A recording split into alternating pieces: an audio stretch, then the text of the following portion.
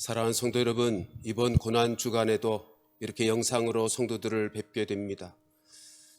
고난 주간이란 우리가 영원히 죽을 죄와 저주 가운데 살던 우리들을 구원하시기 위해서 우리에게 영원한 생명과 영광 가운데 살아가도록 하기 위해 하나님이신 그분께서 육체를 입고 이 땅에 오셔 고난받으신, 그리고 십자가 지신 그 주님의 구원의 은혜를 묵상하며 기도하며 보내는 주간입니다.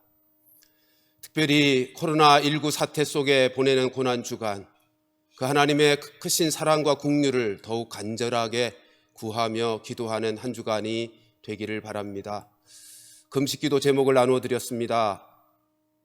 매일매일 빠뜨리지 말고 시간을 정하시고 장소를 정하시고, 금식하는 분들도 금식하는 시간 함께 힘써 기도할 수 있기를 다시 한번 부탁드립니다.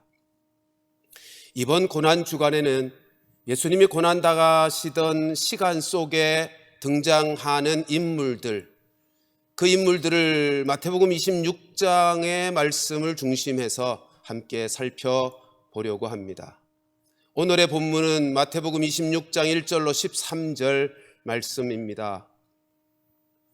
여러분, 예수님은 이 세상의 종말에 대한 말씀과 그리고 재림에 대한 말씀을 24장과 25장에서 말씀하신 이후에 26장부터는 십자가를 향하여, 당신의 죽음을 향하여 한 걸음 한 걸음 나아가시는 모습이 소개되고 있습니다. 우리 1절로 4절 말씀을 함께 보시겠습니다. 예수께서 이 말씀을 다 마치시고, 이 말씀은 재림과 종말에 대한 말씀입니다. 제자들에게 이르시되 너희가 아는 바와 같이 이틀이 지나면 유월절이라 인자가 십자가에 못 박히기 위하여 팔리리라 하시더라.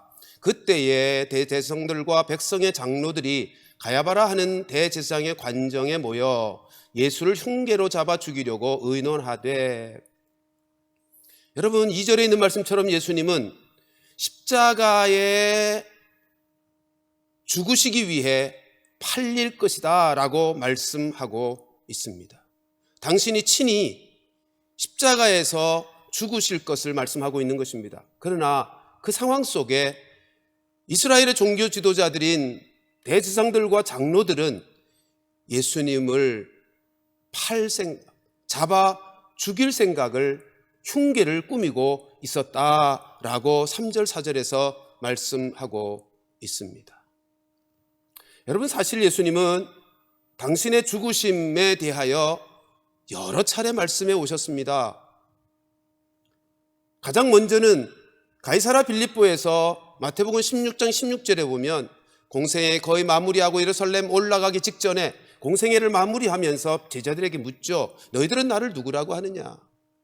베드로가 주는 그리스도시요 살아계신 하나님의 아들이시니다라는 이 신앙 고백을 들은 그 자리에서 예수님은 가장 먼저 내가 십자가에서 죽고 3일 만에 부활하겠다고 말씀하셨습니다. 그리고 17장으로 건너가서 보면 변화산상에서 베드로와 요한과 야고보 앞에서 똑같이 고난받으실 것과 부활하실 것을 말씀합니다. 그리고 17장 20절에 가보면 갈릴리에서 모든 제자들 앞에서도 똑같이 말씀하셨습니다. 그리고 20장에서 이제 예루살렘으로 올라가시는 그 상황 속에, 십자가를 지시기 위해 예루살렘 올라가는 그 상황 속에서 제자들에게 다시 한번 말씀하셨죠. 자, 그리고 오늘 본문입니다. 2절에서 다시 보시는 것처럼 예수님은 당신이 십자가에서 못 박혀 죽으실 것을 친히 말씀하고 있습니다. 이런 상황 속에서 제자들은 무엇하고 있었을까요? 성경을 보면 예수님은 한 걸음 한 걸음 죽음을 향해서 나아가고 계시고 친히 십자가에 못 박혀 죽으실 것을 거듭거듭 말씀하시는데도 이제 예루살렘 성에서 예수님이 로마의 정권을 뒤집고 정권을 차지하면 내가 좌의정 되리라 내가 우의정 되리라 서로 자리 싸움을 벌이고 있었다는 것입니다. 예수님은 그 상황 속에서 변함없이 사람을 만나고 사역을 하고 계십니다. 6절, 7절 말씀을 보시겠습니다. 예수께서 베다니 나병 환자 시몬의 집에 계실 때에 한 여자가 매우 귀한 향유 한 옥합을 가지고 나와서 식사하시는 예수의 머리에 부으니. 여러분, 예수님께서 지금 베다니 나병 환자 시몬의 집에서 함께 식사를 나누고 있을 때였습니다. 근데 한 여인이 매우 귀한 향유 한 옥합을 가지고 와서는 예수님의 머리 위에 다 쏟아붓습니다. 여기 매우 귀한 향유 한 옥합이라는 것은 값으로 따지면 300데나리온이고 오늘날로 환산하면 3천만 원 이상이나 되는 아주 값비싼 향유입니다. 당시 집에 귀한 손님이 오시면 머리 위에 한두 방울 떨어뜨리는 것으로 온 집안에 향기를 가득하게 하고 손님에 대한 예의를 갖추는 것이 전통이었습니다. 그런데 지금 이 마리아, 이 한 여자는 향유옥합 전부를 다 쏟아 부었다는 것입니다. 이에 대한 함께 있던 제자들의 반응이 어떠한지 8절 9절에서 보십시다. 제자들이 보고 분개하여 이르되 무슨 의도로 이것을 허비하느냐, 이것을 비싼 값에 팔아 가난한 자들에게 줄 수 있었겠도다 하거늘. 제자들이 화를 내고 있습니다. 불같이 화를 내고 있습니다. 그리고 이 여자를 비난하고 있습니다. 제자들이 보인 반응, 일리가 있는 반응입니다. 당연히 그렇게 생각할 수 있을 것 같습니다. 한두 방울이면, 아무리 귀한 손님이 와도 한두 방울 머리에 떨어뜨리면 충분한 것을 3천만 원 이상이나 되는 향유를 한꺼번에 다 쏟아 부었으니 이건 지나친 낭비라고 생각하는 것 너무 당연한 생각입니다. 거기다가 그럴 바에야 가난한 사람들에게 구제로 나누어 준다면 그것이 더 좋을 것이 아니겠는가라는 생각. 여러분, 우리 하나님은 이웃들, 불쌍한 이웃들을 구제하라고 명령하셨습니다. 그러므로 그 생각 아주 정당하고 좋은 생각일 수 있습니다. 그런데 예수님께서 이 상황 속에서 제자들에게 뭐라고 말씀하시는지를 보십시오. 10절부터 14절. 예수께서 아시고 그들에게 이르시되 너희가 어찌하여 이 여자를 괴롭게 하느냐, 그가 내게 좋은 일을 하였느니라. 가난한 자들은 항상 너희와 함께 있거니와 나는 항상 함께 있지 아니하리라. 이 여자가 내 몸에 이 향유를 부은 것은 내 장례를 위하여 함이니라. 내가 진실로 너희에게 이르노니 온 천하에 어디서든지 이 복음이 전파되는 곳에서는 이 여자가 행한 일도 말하여 그를 기억하리라 하시니라. 너희들은 왜 이 여자를 욕하고 화내고 이 여자를 비난하느냐? 이 여자는 나에게 좋은 일 한 거야. 가난한 자들은 너희들과 늘 함께 있어서 언제든지 도와줄 수 있지만 나는 십자가에 못 박혀 죽는다고 했잖아. 그래서 이 여자가 나의 장례를 준비하기 위해 나에게 향유를 쏟아 부은 거란다. 지금 예수님이 그렇게 말씀하고 있는 것입니다. 그러시면서 13절 말씀을 보십시다. 내가 진실로 너희에게 이르노니 온 천하에 어디선지 이 복음이 전파되는 곳에서는 이 여자가 행한 일도 말하여 그를 기억하리라 하십니다. 네? 이 세상 어디서든지 예수님의 죽으심의 소식이 전해지는 곳에서는 이 여자가 행한 일도 함께 전해진다는 것입니다. 그리고 이 여자가 기억될 것이라는 것입니다. 이 얼마나 놀라운 칭찬입니까? 예수님의 공생애 속에 이와 같이 높임받은 칭찬이 또 있었습니까? 예수님을 낳으신 육신의 어머니 마리아에 대해서도 예수님은 이렇게 말씀하시지 않았습니다. 도대체 이 여자가 행한 일이 예수님에게 어떤 의미였기에 우리 예수님은 이 여자를 이렇게 높이며 인정하며 칭찬하고 있는 것입니까? 그 대답은 12절에 있습니다. 예수님이 이렇게 말씀합니다. 이 여자가 내 몸에 이 향유를 부은 것은 내 장례를 위하여 함이니라. 예수님의 장례를 위해서 이 여자가 했다는 것입니다. 여러분, 이제 곧 예수님은 십자가에 못 박혀 죽으시고 장례를 치르게 될 것입니다. 그런데 그 예수님의 죽으심에 대하여 준비하는 사람은 유일하게 이 여인뿐입니다. 제자들마저도. 예수님께서 그렇게 여러 차례 당신의 죽으심을 말씀해 주셨건만 제자들마저도 예수님의 죽음에 대한 의식은 전혀 없습니다. 이 여인만이 예수님의 죽음을 의식하고 있었고 이 예수님의 죽음의 가치를 알고 있었기에 이 예수님의 장례를 준비하기 위해 자기가 가지고 있었던 가장 소중한 것, 값비싼 향유옥합을 예수님께 다 쏟아붓고 있는 것입니다. 여러분, 지금 예수님은 온 인류의 죄악을 용서하기 위해서 이 땅에 있는 모든 죄인들의 죄를 대신하여 십자가에서 죽으시기 위해 내가 십자가에서 달려 죽을 것이다, 그것을 위해서 내가 팔릴 것이라고 말씀하고 있는 것입니다. 그런데도 아무도 의식하지 못합니다. 아무도 예수님의 죽음에 대하여 준비하지 않습니다. 그런데 이 여인만이 이 예수님의 죽으심을 알고 있었고 예수님의 죽으심의 의미가 무엇인지를 깨닫고 있었기에 자기가 가지고 있는 가장 값비싼 향유옥합을 예수님께 쏟아 부은 것, 지금 예수님이 그것을 고마워하고 있는 것입니다. 여러분, 지금 예수님은 당신의 죽음의 의미와 가치를 알고 당신의 죽음을 준비하고 있는 이 여인에게 고마워서 이 여인을 이렇게도 높이 인정하고 칭찬하며 높여주고 있는 것입니다. 여러분, 그러면 이 여인은 도대체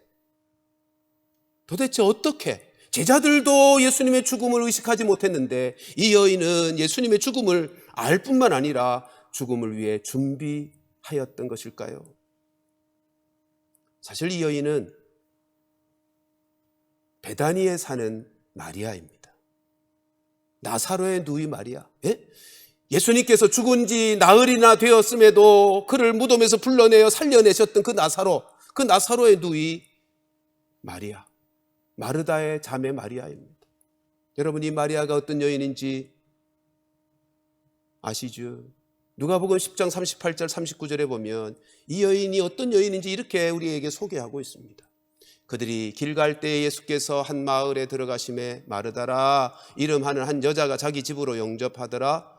그에게 마리아라 하는 동생이 있어 주의 발치에 앉아 그의 말씀을 듣더니, 계속해서 읽어보면 마리아와 마르다가 다 주님의 사랑을 받는 믿음의 자매들이었는데 마리아의 특징은 주님의 발치 앞에서 말씀 듣기를 좋아했던, 말씀을 사모했던 특별한 은혜를 가진 여인이었다는 것입니다.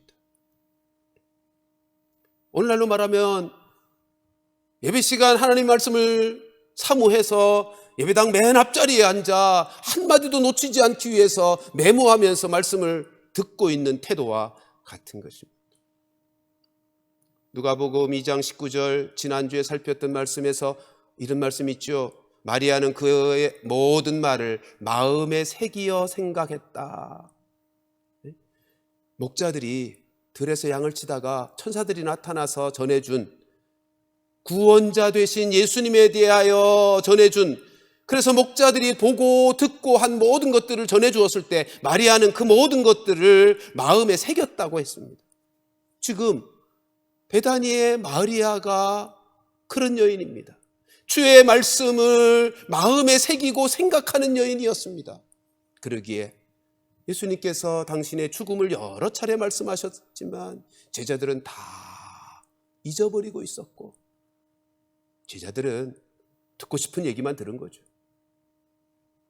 듣고 싶지 않은 얘기는 다 흘려보낸 것입니다. 근데 이 여인은 그 모든 예수님의 말씀을 마음에 새겼고 그 말씀을 생각하여 마침내 예수님의 죽음을 알고 죽음을 준비할 수 있었던 것입니다.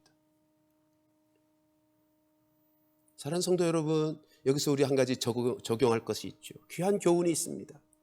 우리가 하나님 앞에서 믿음으로 살아가면서 하나님 앞에서 반듯하게 반응할 수 있는 비결은 이처럼 말씀을 마음에 새기고 말씀을 생각하며 살아갈 때입니다. 누가 뭐래도, 내 주변의 사람들, 믿지 아니하는 사람들이 뭐라고 할지라도, 아니 오늘 본문에 있는 제자들이 뭐라고, 믿는 사람들이 나에게 뭐라고 할지라도 예수님께서 원하시는 일들을 행하면서 주께서 기뻐하시는 일들을 행할 수 있는 비결은 주님의 말씀을 내 마음에 새기고 그 말씀을 생각하며 살아갈 때 되어지는 역사입니다. 사랑하는 성도들이었고, 하나님의 말씀을 마음에 새기고 늘 말씀 생각하고 말씀 붙들고 살아갈 수 있기를 축복합니다. 자, 그러면 예수님께서 오늘 본문에 자기의 죽음을 준비하기 위해서, 자기의 장례를 위하여 향유 옥합을 깨뜨린 이 여인을 통해서 우리에게 주고자 하시는 말씀은, 교훈은 무엇입니까? 딱 한 가지입니다. 주님의 십자가의 의미와 가치를 알라는 것입니다. 주님께서 우리를 위하여 행하신 십자가의 사랑이 어떠함을 알기를 원하시는 것입니다. 주님께서 죄인된 우리들을 구원하시기 위해서 행하신 십자가의 그 사랑 알아주기를 원하신다 하는 것입니다. 오늘 본문의 상황 속에서 우리가 깨닫는 것은 우리 예수님이 당신의 죽음, 당신의 장례를 준비하는 이 여인의 이와 같이 행한 일, 내게 좋은 일을 한 것이다라고 말씀한 의미가 그것입니다. 그거로 내가 족하다는 것입니다. 그거로 충분하다는 것입니다. 지금 예수님이 너무너무 기뻐하시며 만족하고 있는 것입니다. 지금 주께서 이 말씀을 통해 우리에게 주시는 메시지는 예수님의 죽음의 의미가 무엇인지 우리가 알기를 원하고 알아주기를 원하고, 그 십자가 사랑이 어떠함이 나에게서 경험되기를 원하는 것입니다. 여러분, 오늘 본문에서 이 여인이 부은 향유의 값이 얼마인가, 그건 그렇게 중요한 문제가 아닙니다.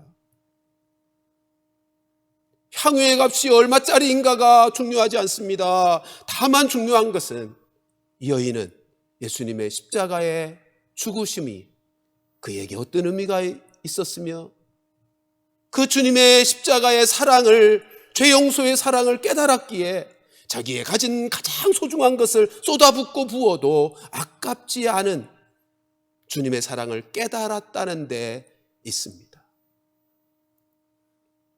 생각해 보십시오. 자식이 부모의 사랑을 알아주는 것만큼 부모에게 기쁨이 또 어디에 있겠습니까? 내가 낳은 자식, 내가 키운 자식이 나의 사랑과 나의 희생을 알아준다면 부모로서는 최고의 기쁨이고 만족이고 그거로 충분합니다. 오늘 본문에서 주님이 십자가의 사랑이 어떤 것인지를 우리가 알기를 원하고, 주님의 십자가의 죽으심이 얼마나 의미가 있는지 내가 깨닫기를 원하고 있는 것입니다. 그러면 한 가지만 더, 주님의 죽으심의 가치와 의미를 알아야 되는 것이 왜 이렇게 중요합니까? 주님의 십자가 사랑을 내가 안다는 것이 왜 그렇게 필요한 것입니까? 그것은 주님의 십자가의 사랑을 아는 만큼, 주님의 십자가의 죽음의 의미와 가치를 아는 만큼 나의 존재의 가치를 알기 때문입니다. 예수님 왜 죽으셨습니까? 예수님 왜 죽으셨습니까? 나를 살리기 위해서 죽으신 것 아닙니까? 예수님의 생명값으로 내가 살아난 내 존재가 그런 것입니다. 나의 존재 가치는 예수님의 생명값이라는 것입니다. 자식은 부모에게 전부입니다. 그 자식이 어떤 자식이든 상관없이 부모는 이 세상에 그 무엇과도 바꾸지 않을 것입니다. 내 자식이 잘났든 못났든 똑똑하든 덜 똑똑하든 병들었든 건강하든, 여러분, 내 자식과 바꿀 수 있는 이 세상에 그 무엇이 있겠단 말입니다.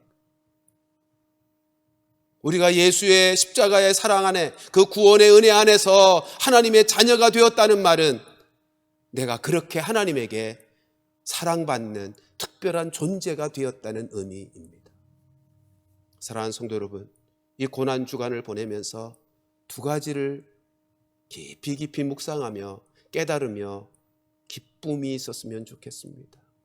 하나는 십자가의 의미와 가치가 어떠함을, 그 십자가의 사랑이 나에게 어떻게 역사되었는지를 다시 한번 깊이 깨닫고 느끼는 은혜의 시간들이 있기를 바라고, 주 안에서 하나님의 자녀된 그 십자가의 사랑으로 말미암아 내가 얼마나 소중한 존재가 되었는지를 깨달아 알아서 일상 살아가면서 믿음으로 당당하게 세상을 살아가고 죄악을 이겨내며 승리하는 우리 모두가 되기를 주님의 이름으로 축복합니다.